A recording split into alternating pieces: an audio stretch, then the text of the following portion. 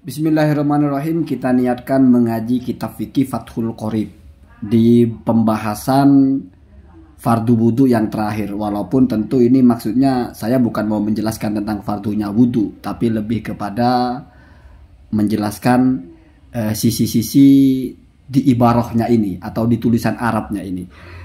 Bisa dibuktikan seringkali kalau kita mendengarkan orang membaca kitab Fathul Qorib di YouTube, entah itu kiai atau siapa, itu seringkali membacanya itu di bagian yang saya garisi ini, walau ghosala arba'ata a'dha'ihi. Jadi seandainya ghosalah membasuh, yang membasuh siapa? Orang yang berwudu, ya. Arba'ata a'dha'ihi. Jadi arba'ata itu jadi maf'ul bihnya, makanya dibaca nasab. Kepada 4 anggota yang wajib dibasuh dalam wudu, ya. Yaitu mulai dari seluruh muka, kemudian tangan sampai siku, kemudian mengusap sebagian dari apa itu namanya ya, kepala ya. Nah, kemudian juga kaki dibasuh. Kalau yang membasuh itu dilakukan ya, ghusala itu membasuh 4 itu daf'atan wahidatan, sekaligus ya, satu kali. Jadi seandainya orang yang berwudu itu dia membasuh 4 anggota tubuhnya itu secara bersamaan dan satu kali. Nah, gitu ya. Jadi bisa dibayangkan orang berwudu, muka, tangan, kepala, kaki dibasuhnya bersama-sama. Satu kali basuhan. Karena kalau 2 kali, 3 kali, 4 kali lain, ini satu kali. Bersama-sama dan satu kali. Bi'idnihi, dengan izinnya dia. Irtafa'a hadasu wajhihi faqat. Maka dia itu dihitung ya, hanya baru dianggap membasuh muka. Begitu kalau bahasa Indonesianya. Kalau secara nahwunya irtafa'a, maka terangkat hadasu wajhihi, hadas dari mukanya saja, fakot saja ya. Jadi kalau 4 kali kan tidak tertib. Tertib itu kan urutan. Jadi tertib itu selain dilaksanakan semua juga harus berurut. Nah kalau sekaligus kan nggak berurut. Urut itu mesti 1, 2, 3. Ini sekaligus tidak urut. Cuma masalahnya kalau dibaca arba'ata, artinya yang membasuh itu dirinya sendiri. Yang menjadi muskil itu adalah bi'idnihi, dengan izinnya. Loh, mana ada konteks izin itu berkaitan dengan dirinya sendiri? Sepertinya nggak ada. Atau tidak lumrah, izin itu dimaknai untuk dirinya sendiri. Izin itu mesti kepada orang lain. Artinya ini ada indikator yang membasuh itu bukan kita, tapi orang lain. Berarti dibacanya bukan arba'ata, tapi arba'atun. Walau ghosala arba'atun, seandainya membasuh 4 orang lain ya, a'dha'ahu, kepada 4 anggota tubuhnya ya. 4 anggota tubuh itu adalah yang tadi, muka, tangan, kepala, dan kaki. Seseorang. Jadi ada 1 orang dikelilingi 4 orang.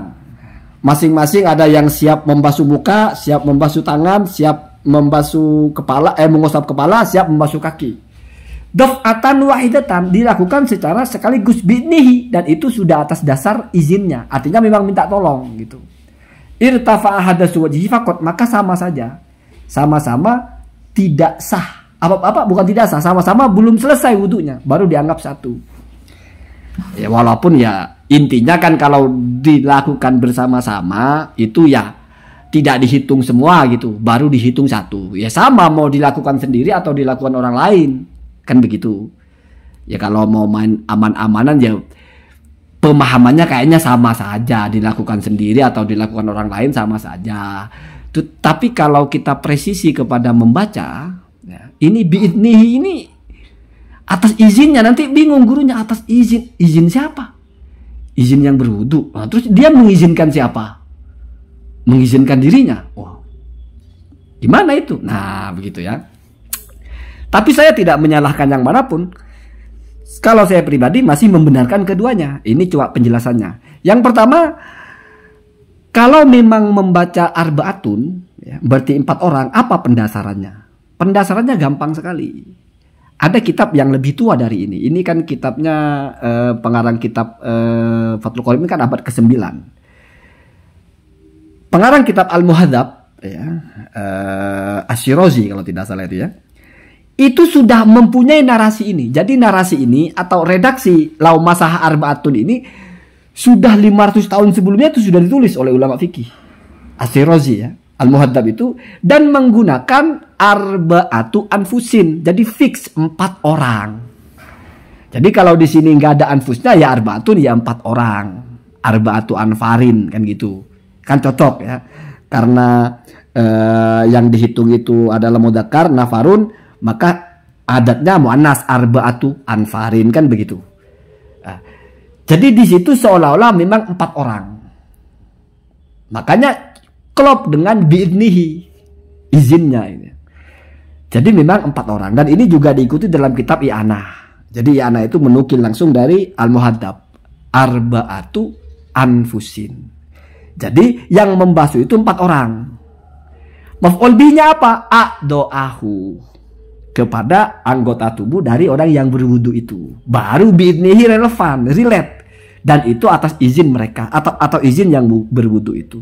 Jadi lebih pas dan lebih masuk akal. Karena begini, sulit kita membayangkan ada orang berwudu, dia membasuh 4 anggota tubuhnya secara sekaligus bersamaan. Kalau orang lompat itu kakinya dulu, nggak bersama itu hitungannya. Kaki baru mungkin tenggelam, terus entah ke tangan, baru muka, baru kepala. Jadi nggak bersamaan itu. Itu babnya lain. Ada orang wudhu yang dibalik, kepala kaki dulu, pokoknya nggak ikut aturan, dibalik. Itu ada pembahasannya. Ya sah-sah saja wudhunya dibalik, tapi ada syarat-syaratnya. Yaitu kamu 4 kali ngulangnya ya. Jadi mulai dari kaki sampai ke muka, tapi 4 kali itu baru bisa juga wudhu. Tapi itu lain, nanti kita bahas unik-uniknya kita fikir ya. Cuma yang lebih masuk akal adalah kalau bersama-sama itu memang harus 4 orang yang, jadi ada orang yang megangin tangannya, megangin kakinya, kepalanya, mukanya. Tit, langsung semuanya siram gitu. Kalau dilakukan sendiri sulit. Hatta orang nyemplung pun tidak bisa bersama-sama. Kalau nyemplung kepalanya dulu ya kepalanya dulu, kaki terakhir. Gimana caranya orang nyemplung bersama-sama? Kalau jatuhnya miring itu tangan mesti, oh ya miring mungkin maksudnya. Jadi kamu itu apa namanya ya, terlentang kemudian jatuh di air itu. Kepala, oh enggak, tetap kepala belakangan, tetap muka dulu, kepala mesti belakangan ya. Walaupun ada jaraknya ya. Yang memungkinkan itu hanyalah kalau 4 orang. Makanya dulu yang dipakai adalah bukan dirinya sendiri membasuh 4 anggota tubuhnya secara bersama-sama, tapi orang lain yang membasuhkan. Walaupun bahasanya sama, tapi contoh lebih realistis. Ya, tapi kalau sekarang mungkin sudah bisa. Ya, misalnya dialirin selang ke kepala, terus ke muka, ke kaki, ke tangan. Dimana sekali pencet, airnya bersama-sama keluar. Gitu. Nggak ada kerjaan gitu ya. Jadi kamu pencet, air itu muncrat ke kepala, terus ke muka, ke kaki, ke tangan secara bersamaan. Ya.